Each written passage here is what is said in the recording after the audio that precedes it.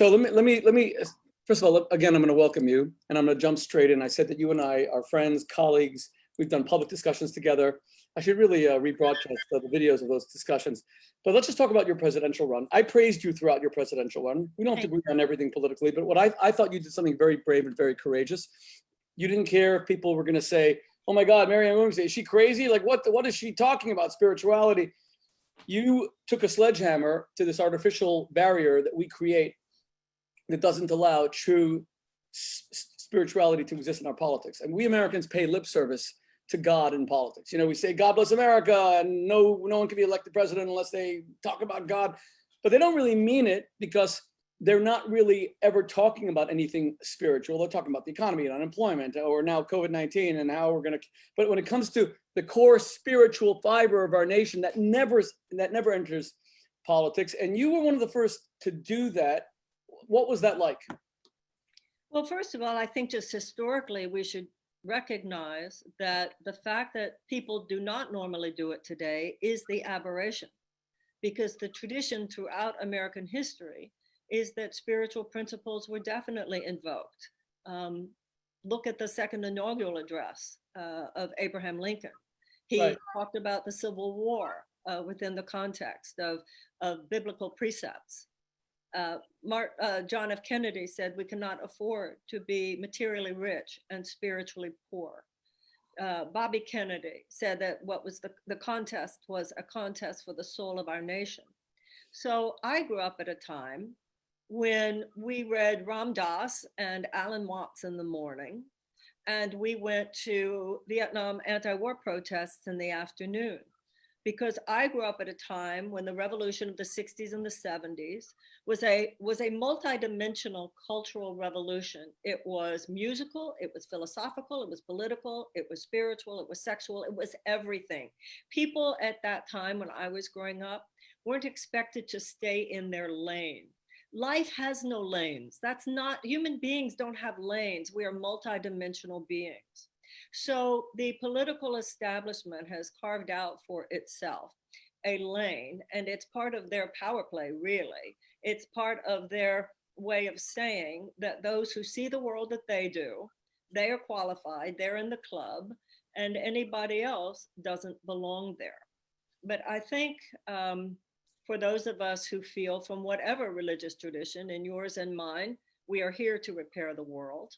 Also, you and I both as Jews, this is true of Jews, it's true of Blacks, it's also true of Muslims. There are certain people whose history is such that no, you cannot separate what happens politically from the history of our people. So I felt very convicted, and I do still feel very convicted that we will not transform this country, we will not repair this country without recognizing, even in the painful places, that we must look in the mirror. We must look in the mirror as a nation, just like we are called upon on the Day of Atonement to look in the mirror of our own hearts. So to me, Rabbi, whether it's a Catholic on the Day of Confession, or a Jew on the Day of Atonement, or when someone at an Alcoholics Anonymous meeting has to admit the exact nature of their character defect, this notion of atonement, of coming clean with God, I feel that this nation needs to come clean with God by whatever name, whatever, God of people's understanding, respecting, of course, that we have a tradition that I do respect, and I respected it in my campaign of using secular language. That's important because we are a religiously pluralistic society. But the principles of righteousness and humility and doing right by one another and being humble before a higher power and showing reverence for the earth and other people and animals. I did not expect to be mocked and vilified the way I was. So it's not really accurate to say I didn't care. Because at the time it was quite difficult, but the more time goes by, the more I understand, and I think other people understand exactly the game that was being played there and why I was considered so inconvenient. Oh, I absolutely expected you to be mocked and vilified, but I actually think that you triumphed. I think that you gained a tremendous amount of national influence, which you had already, but you had it as an author, you had it as a as a guru, as it were, as a someone with great spiritual insight. And I've known you for a very long time, and I know about your integrity and what a good person you are with a good heart. But to bring that into politics and to withstand that kind of mockery, I mean, people who promote God and talk about God have always been mocked. I mean, it's part of the tradition of being mocked. It's part of the price we pay. But the point that you're making, that you weren't innovating, you were actually continuing an American tradition of talking about God. Let's face it, let's talk about the hypocrisy for a moment. Look, I'm a Jew who greatly appreciates evangelical Christian support for Israel. But I have issues also with my evangelical brothers and sisters. They want religion in politics, but they want it specifically defined as, okay, opposition to abortion or contraception or gay marriage. Or, I could go on. Supreme Court justices that abide with a conservative philosophy, et cetera, et cetera. But when it comes to a core discussion of actual spirituality, like you said, walking humbly with God, et cetera, this is a dialogue that never enters politics. And I'm not just criticizing my evangelical brothers and sisters. I'm criticizing my Jewish brothers and sisters. I'm criticizing my Muslim brothers and sisters. I'm criticizing all of us because we really don't allow spirituality, its demands, to come into politics. We really do try to put God in a box. I remember so well, Marianne, when you and I did a public dialogue, maybe 10 years ago in New York City. It's coming back to me now. You said over and over again, I mean, you were so God-centric. You said over and over again, Shmuley, this is all about God. We don't talk about God enough. It's all about God. Now, in America, we have God on our money. We have God on, God bless America, 4th of July, God bless America. And I was, on 4th of July, I was singing Lee Greenwood's song that I love so much, God bless the USA. But after a while, it can become an empty mantra. Not that we don't mean it, it's that we don't really think about it, because there are certain demands that means. When you say God bless America, it means that you do have to act in a certain way, comport yourself in a certain way. You just quoted Lincoln's second inaugural. Lincoln said something astonishing in that second inaugural. He essentially said, and he's considered our greatest president, both by historians and laymen alike, he essentially said that God was punishing the United States. That's exactly what he said. And Thomas Jefferson, right? And Thomas Jefferson kind of said the same thing. Jefferson owned slaves. Jefferson said it would happen. Right. He said he stutters for his country when he thinks about that God's patience is not everlasting, and God will ultimately catch up. For my country when I consider God as just, and that his justice will not sleep forever. Right. Well, them are fighting words. Do you think America is being punished with COVID-19? Have we done something wrong? I don't think it's about punishment. I think it's about the law of cause and effect. And I don't think COVID-19 is specifically about that. Although COVID-19, whether it came from bats or whether it came from a lab, does on some level originate from a lack of reverence. Either reverence towards animals and the ecosystem, because even if it came from bats, there are explanations that have to do with the unbalancing of the ecosystem regarding bats and regarding viruses that become more common. If it had to do with a lab, it also has to do with a lack of reverence, because it shows the insanity of the human race that we even think about creating viruses with which to destroy each other, even if it escaped and they didn't mean for it to escape. What does it say about the consciousness of humanity that we're even creating? Basically, that's germ warfare, basically. So I do believe that we have thrown the world so off balance. If we believe that we are here to love one another, if we believe that we are here to do right by each other, if we believe that we are here to do what God would have us do, to repair the world. And this is a universal spiritual theme at the heart of all the great religious teachings, that we are here with a purpose, and that's to repair that breach, to repair the world, by which all the great religious systems speak of this.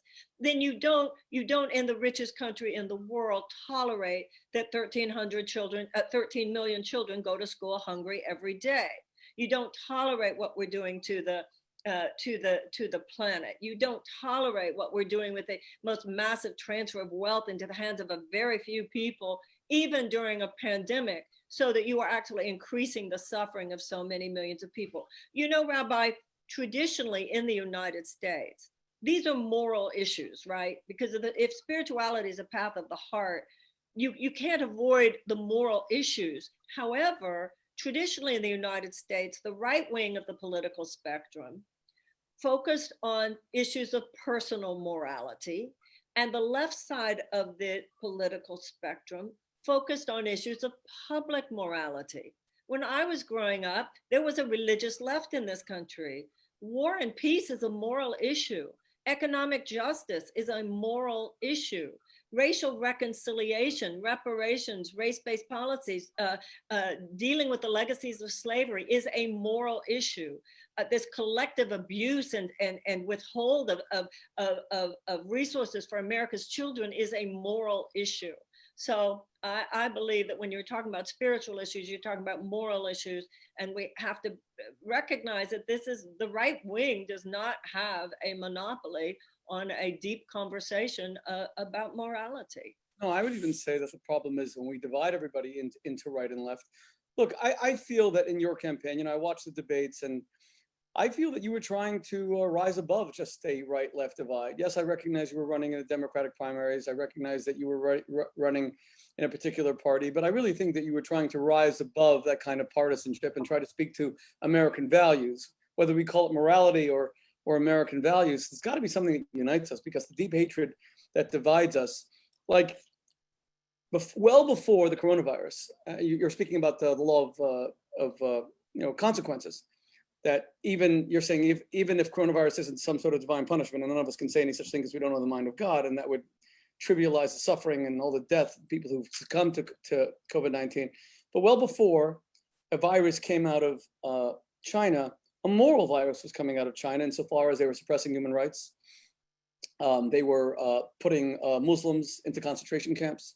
And we didn't care about that moral virus coming out of China because they were making cheap garbage for us that we could buy 80% cheaper than if it were made in the United States. And so we overlooked it until we couldn't overlook it anymore because it began to affect our health. So the moral issues are so often overlooked. And I've always believed certainly in a moral foreign policy. You're bringing up issues about a moral domestic policy, of course. And we can debate what constitutes a more moral issue or a more moral approach, because no doubt people on the right would say, well, giving people individual liberties and making sure they keep more of their money so they can give more charity and it's more voluntary as opposed to the government taking it from you. Okay, I get all that. I don't mind that conversation. I welcome that conversation. I wish we talked about moral issues. I wish we talked about that. And that's why I so valued your candidacy. So do you think any of that is left in the discourse right now between Republicans and Democrats? Well, I do hear the word love a lot more. I certainly hear talk about reparations a lot more. I certainly hear, I wrote a book called Healing the Soul of America. Jill Biden read it. Clearly, the Bidens got the phrase. And you wrote A Politics of Love. Yeah, but I, before that, wrote Healing the Soul of America. So, yes, I think that some of the conversations that we opened up, I hear politicians saying we need radical truth telling. Yeah, I definitely see some phrases, but it remains to be seen whether it will remain just on the level of phrase or whether it will go to the level of the meat that has to be underneath all that for it to be truly meaningful.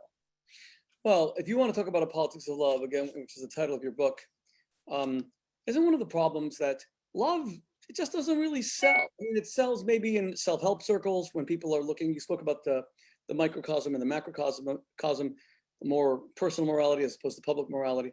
What people want today is fighting and hatred, demonization. They want CNN attacking the right. They want Fox attacking the left.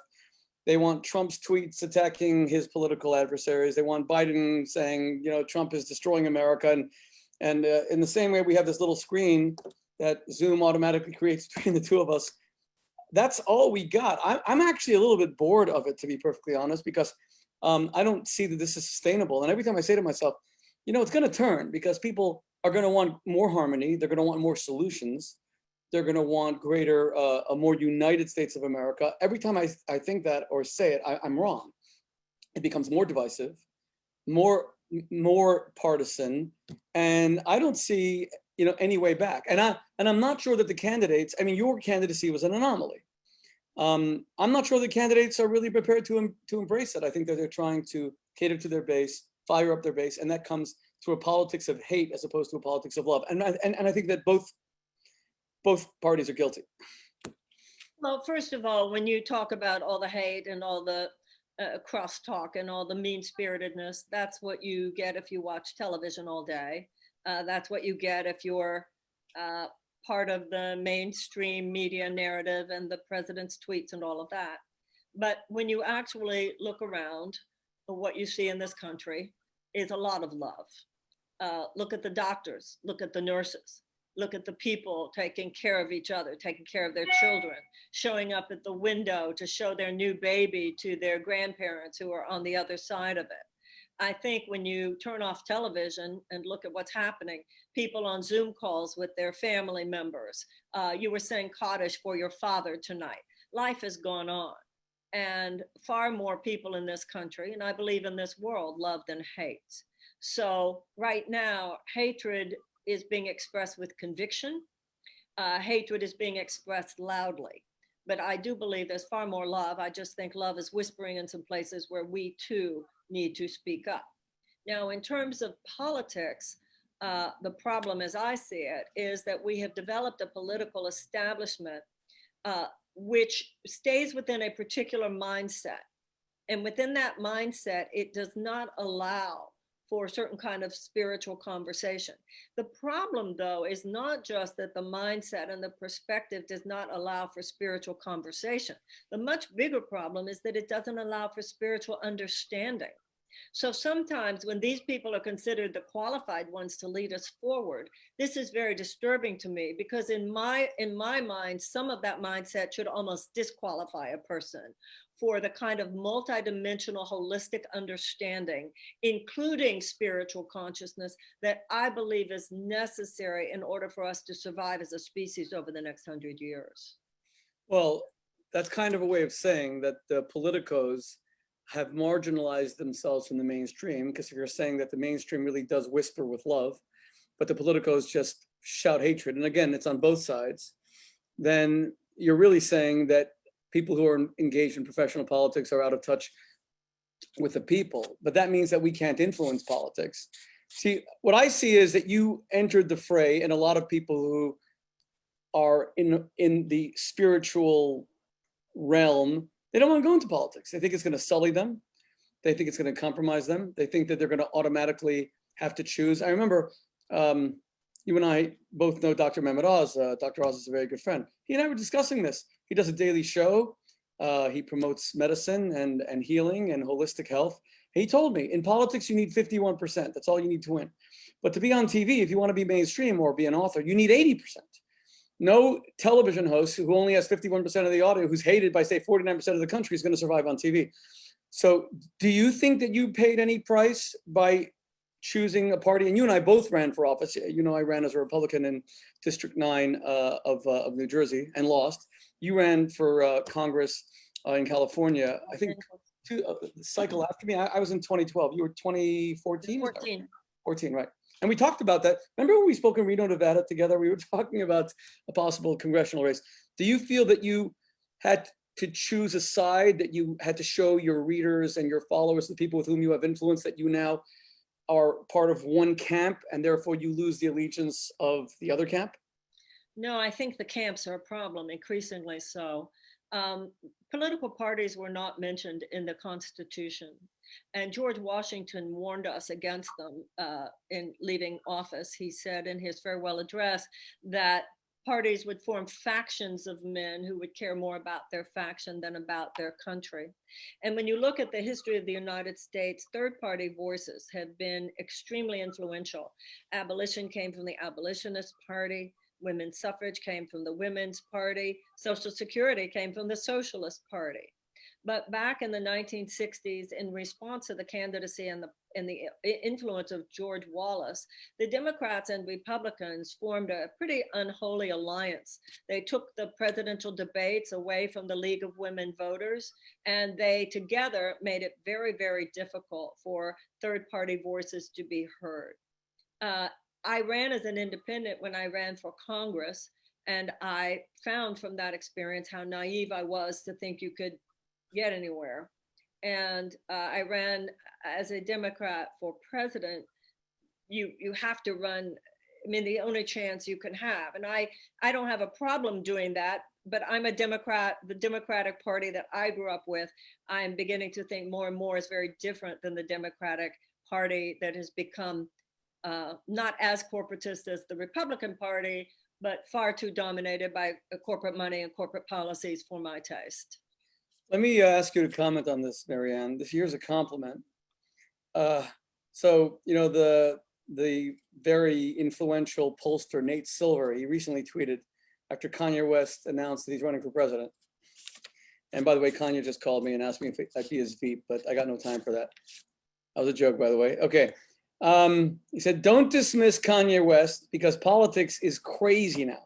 People are the same people who were like, don't dismiss Marianne Williamson because politics is crazy right now. So Marianne Williamson has become almost a catchphrase for limitless possibility in politics. How do you see that tweet? I don't think that's what he was saying at all. I think it was a very snarky, condescending tweet. Really? No, absolutely, because he was saying, we don't have to worry about him. People said we had to worry about Marianne Williamson, but as it turns out, we didn't have to worry about Marianne Williamson. I read it. Well, then I misread it because I read it more as people did not expect you to get traction, and you got a lot of traction. I was very proud of you watching the debates. I got to tell you, you were mesmerizing, and I was in Alaska when I was watching it, so it wasn't even easy. We were like in rural Alaska, and God, you can only dream of going to beautiful places like that right now during COVID-19. But I'm in rural Alaska just trying, so I end up having to listen to it. And your words, as well, you know, you're so, thank God, eloquent, and you were much more eloquent than anyone else on the stage. I thought it was a kind of compliment, but perhaps it was snarky. Well, however one might read his comments, in terms of the debate, I thank you. If I had had a chance to be on the stage a third time, I think I was starting to get my sea legs under me in the second debate. And I think that if I had been able to be in the third debate, I would have been a factor bigger. You would have increased viewership significantly. You were the most searched person on Twitter after the first debate, right? But that's why someone said, get that woman off the stage. So within 3 days, you couldn't open up a computer or a newspaper or a television show that someone wasn't saying I was anti-vax, anti-medicine, anti-science, dangerous, crazy, grifter. The talking points were everywhere. It was an ubiquitous wave of mockery and vilification, and I just didn't have it together to override that the way I wish I had. I wasn't quite tough enough. You know, it's so funny talking about your spiritual path, because I feel so much of my spiritual path in my adult life has been about becoming less tough.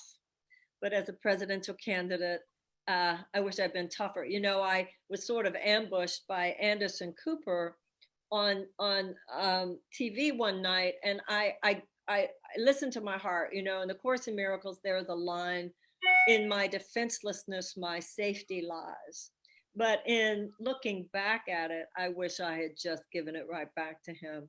So somebody said to me recently that in a political campaign, there are 3 issues: people, policies, and politics. He said, you know, Marianne, you had it together with people. You know how to talk to the voters. You had it together on policies. You had your website was more, you know, was more complete than almost anybody else's. He said, but when it came to politics, if you want to be in the game, you got to play the game. And you got to throw a punch. I had some things to learn.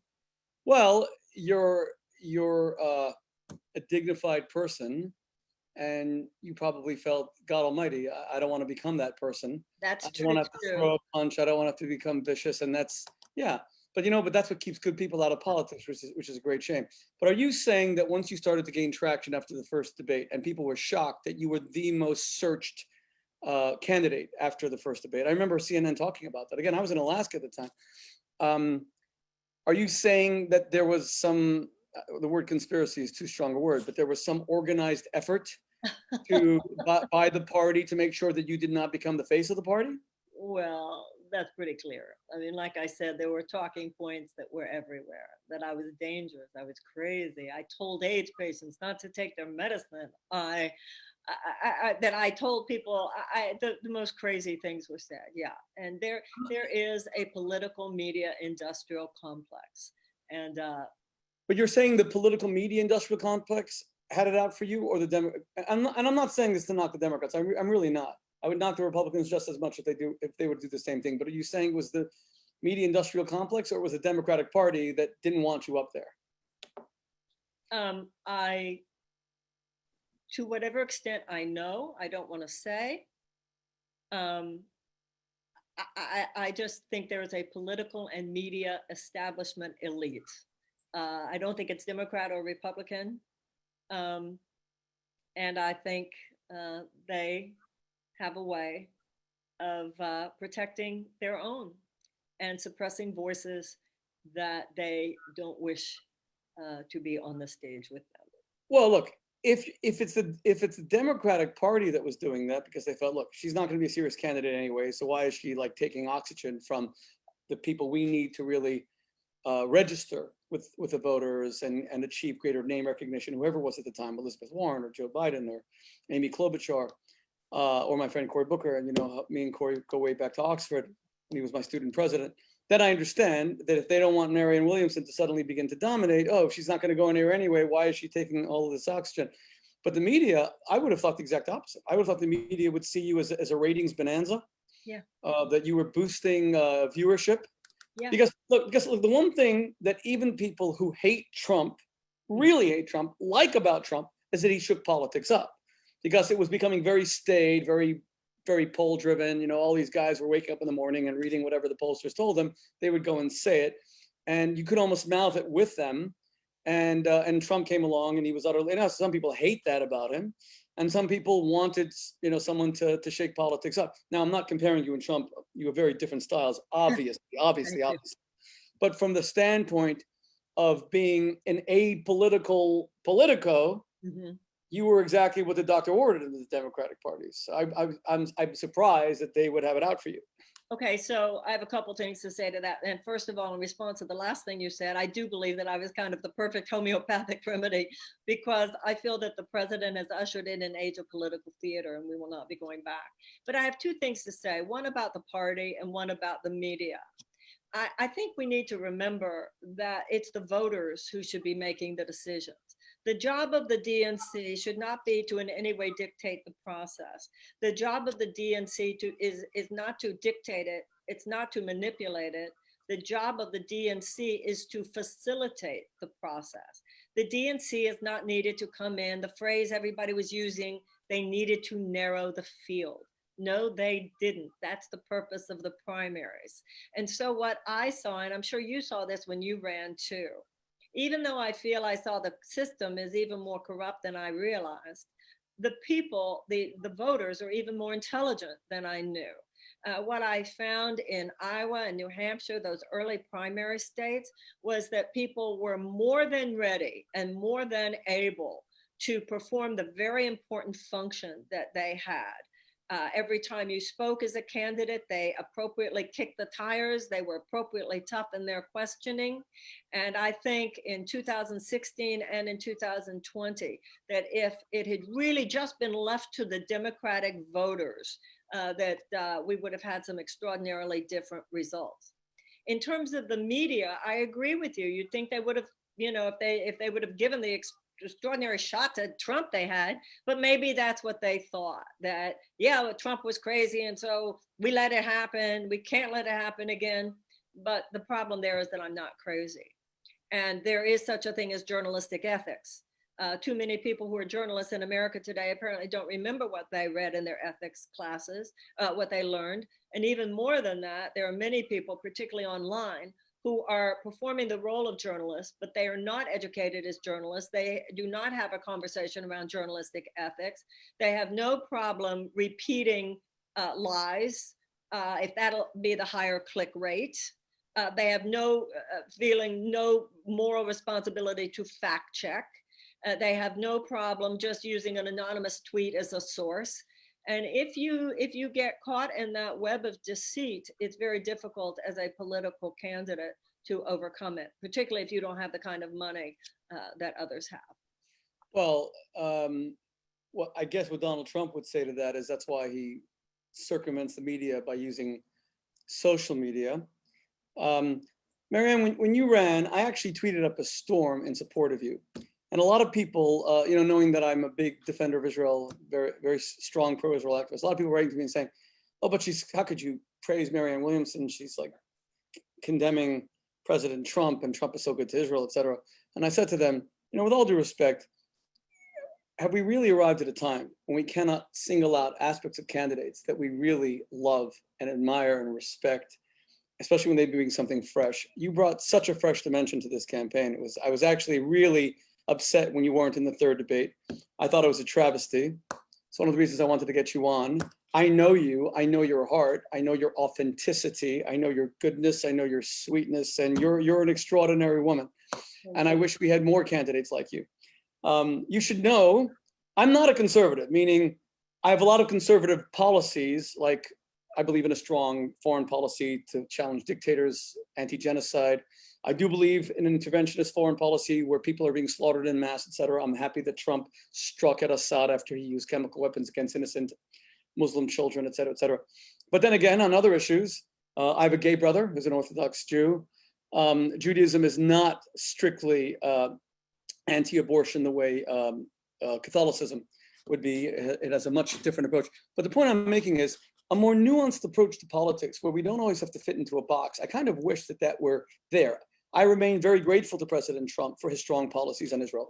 And we may not agree on all of that, but I do remain very grateful. I was at the opening of the embassy in Jerusalem. We Jews wanted Jerusalem recognized by the United States as the Jewish people's eternal capital.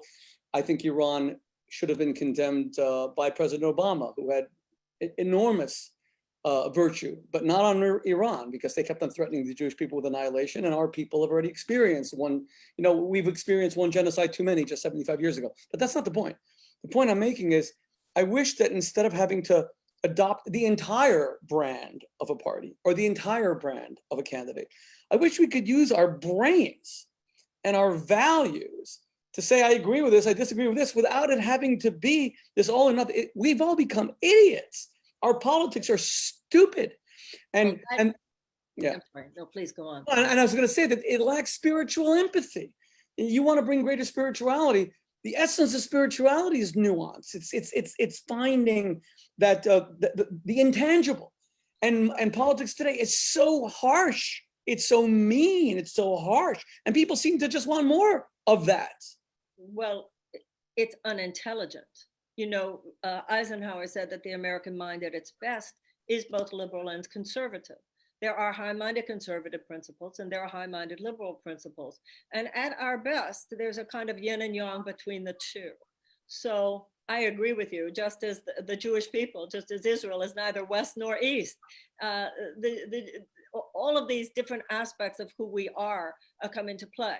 I do want to mention, because you were talking about Jews, one of the things that I found really horrible was my erasure by AIPAC and J Street both. They would write articles about how, well, we have two Jews running. We have Bloomberg running and we have Bernie running. My brother, it used to upset my brother so much. This was not only another Jew running, a Jewish woman was running. And that told me a lot about those organizations and how much they just play the game. And how I thought that was rather, I was offended on behalf of all Jewish women. And I also feel, Rabbi, that my views on Israel, I was always welcoming questions from the audience. I think I was the only candidate out there saying, okay, let's talk about Israel. And I actually believe it's one of the things that I believe as a candidate, and if I had ever gotten close to the White House, I could have brought something meaningful. Well, I had no idea about the AIPAC thing, and I know the leaders of AIPAC, and I'm actually going to turn for a moment to someone who's off camera here, my dear friend and colleague, Ariel Abergel, who put this all together. And Ariel just got an interesting position that will be announced soon, but he's been my right hand in a lot of stuff that I do for the past year.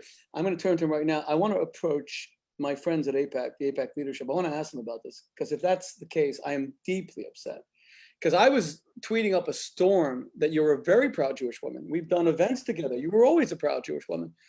Not that your candidacy was ever limited to your Jewishness, but I think it was enhanced and magnified by your Jewishness, because we, the Jewish people, as you've quoted so many times, we believe in healing the world and tikkun olam, and it's our foremost passion. We are a this world oriented religion. So I did not know that. I'm glad you mentioned it. Oh, it drove my brother crazy. He was. No, you have my word that I'm gonna take this up and I'm gonna find out what happened. And yeah, J Street was just as bad as APAC. Well, J Street's not my favorite cup of tea, so they're probably, I think I have less influence in J Street. Yeah, you have less influence there. I understand. Me and Jeremy Ben-Ami had a kind of memorable debate on CNN once, and we were friendly to each other in the green room, but once we got on TV, we spoke about political theater. We did the whole political theater thing, but AIPAC's a different story. So I want to find out about that, Ariel. Great. Marianne, let me ask you, as we kind of wrap up, and I'm so grateful for your time. I'm grateful to you. Thank you, Rabbi. Schools are so important, and kids getting educated are so important. And you know that, thank God, I have 9 children, and we have kids who are still, we have a daughter who's still, we have a 12-year-old who's just bas mitzvah in the middle of the COVID-19 pandemic. We have a 14-year-old who's just finished middle school. Do you think the schools, this whole debate, should the schools reopen given the dangers?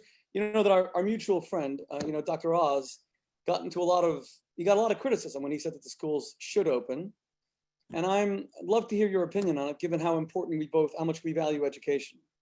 I think it's worth noting that Betsy DeVos said the same thing that he said, and nobody's going crazy. I believe this. I believe the schools should not open. I believe that if we had treated this situation correctly, if the federal government had had a strategy, if we had accepted the testing kits from the WHO, if the president had at any point invoked the Defense Production Act, if we had the equipment that we need, if we had the PPE that we need, there are so many ways in which we could have contained this virus rather than allowing it to become the catastrophic wave of horror that it is. Given the fact that we have not handled it better, I think we are absolutely in no way prepared to send our children back to school. Now, if we do send the children back to school, it should only be under the guidelines, strictly according to the guidelines of the CDC, that there are masks, that there is social distancing, that there is proper protective gear. The president says that this is too impractical and too expensive. Notice we're spending billions and billions and billions bailing out huge corporate interests without even requiring them to pay their workers. We are not giving, as other countries are doing, direct cash relief to people. Basically, our government is telling people to drop dead, quite literally. And so the idea that our children should be sacrificed at the altar of this greed because protecting them would be too expensive or too impractical, if anything, is an example of the fractured soul of this country. If you do not put the protection of your children first, something is so wrong on a spiritual level. Whether it has to do with 13 million hungry children going to school in America even before this happened, the pandemic, 100,000 homeless children in America, millions of children, Rabbi, go to school in this country in classrooms where they don't even have the adequate school supplies with which to teach a child to read. And if a child cannot learn to read by the age of 8, the chances of high school graduation are drastically decreased. The chances of incarceration are drastically increased. We have millions of children in this country who are diagnosed or diagnosable with a form of PTSD as severe as a returning veteran from Afghanistan and Iraq. In other words, there's a huge swath of invisible suffering among America's children, but they're not old enough to vote, so they're not a constituency. They're not old enough to work, so they don't have any financial leverage to wield in Congress. And so they're given lip service. So the fact that we're even talking about sending them back to school, because that'll increase the economy without even considering the CDC guidelines that are necessary, is unfortunately part and parcel of the collective child neglect that this society perpetrates, I believe, which is why this was a large part of my campaign for the presidency and why I pointed out that we need a cabinet level Department of Children and Youth. The only agency in the US government that is specifically geared to helping children is the Administration for Family and Children. It's part of HHS. It has a $58 billion budget every year compared to $760 billion in defense. You tell me what that says about the moral state of America. Let me ask you a final question, Marianne. If you mentioned before that you were criticized during the campaign about on vaccinations, that was before COVID-19. If they do come up with a vaccine, would you take it? Oh, for COVID? Yeah. Oh, for COVID, well, certainly we hope that there will be a vaccine for COVID. My issue, I had made an admittedly sloppy comment about mandatory vaccines. I have never made a, quote, anti-vax statement. If you do question the safety of vaccines, we have attorneys general all over this country, Rabbi, who are, as you and I speak, bringing indictments against pharmaceutical company executives for their known predatory practices leading to OxyContin overuse, drug overdoses, the opioid crisis. We have right now Gilead drug pharmaceuticals. They are taking a COVID, actually a medicine that can help with COVID that costs something like $70 to manufacture, and they are $300 charging $3,000. We know, for instance, that the United States government had surrendered to pharmaceutical companies because of their $284 million lobbying last year alone, its right to negotiate. So do I believe that when it comes to the vaccinations of our children, we need to ask the deeper questions about the safety of vaccines? I do not apologize for that. I think that this deference to big pharma has to do with politics, and it does not put the questioning that we need for our children. Am I anti-vax? No, of course well, I'm not anti-vax. I don't want to take any much more of your time, but let me just reverse that for a moment then. Because I'm not a doctor, but I follow all these debates, and I know some of the people who are involved in debates, and I'm able to have access to them to ask them directly. So take the hydroxychloroquine debate. So Trump has been, the biggest apostle of hydroxychloroquine, and then said that he's taking it prophylactically. And then it seems that many on the other side are condemning hydroxychloroquine. I don't know a darn thing about hydroxychloroquine, but I went to someone who does know, and I said, I don't understand. How did this become a right-left issue? Like, why? Who cares? Like, why? And he explained it to me. He said, hydroxychloroquine, the treatment is $20. Remdesivir, as you said, is $3,500. And it's been shown to reduce a hospital stay from 15 days to 10 days. So it is effective, God forbid if you're sick, and that's wonderful. We need more drugs that can save lives. But as you said, it's $3,500 per treatment. So this guy said to me, someone in the know, someone extremely, I wish I had his permission because it's someone very influential in the medical profession. They said to me, so here's the thing, this is why it's political. If Trump is correct that hydroxychloroquine is an effective treatment against COVID-19 and it's only $20, then the coronavirus can be seen as, let's say, less lethal insofar as for a more modest sum of money it can be treated. But if it can only be treated with $3,500, then it's much more serious. And that person explained to me why it's become so political. So in other words, the hydroxychloroquine debate seems to be a malaria drug that's been around for 70 years. Can it really help? And other countries are using it as part of their. And by the way, I'm really not taking a side because I'd be stupid to. I'm not a doctor. I'm married to a doctor's daughter. My wife needs to tell me which aspirin to take. I know so little about medicine, but I've just been fascinated about how the malaria drug has become the most divisive issue in America today. To some people in this country, the free market is a religion. The reason we didn't accept the testing kits from the World Health Organization is because there was money theoretically that might have been made by American companies. The first tests they made were faulty. That put us back. The very fact that the president has not invoked the Defense Production Act is because this might get in the way of somebody making money. And you better believe it, Rabbi, that conversation about hydrochloroquine, like so many of the other conversations, have to do with the issue of who is going to make how much money, and that is being put first. And anybody who thinks otherwise, anybody who thinks that big pharmaceutical companies aren't anybody, let's put it this way, anybody who thinks that they are just pure as the driven snow in every possible area is fooling themselves. And so the question that you are asking is a legitimate one. I have read many articles myself, and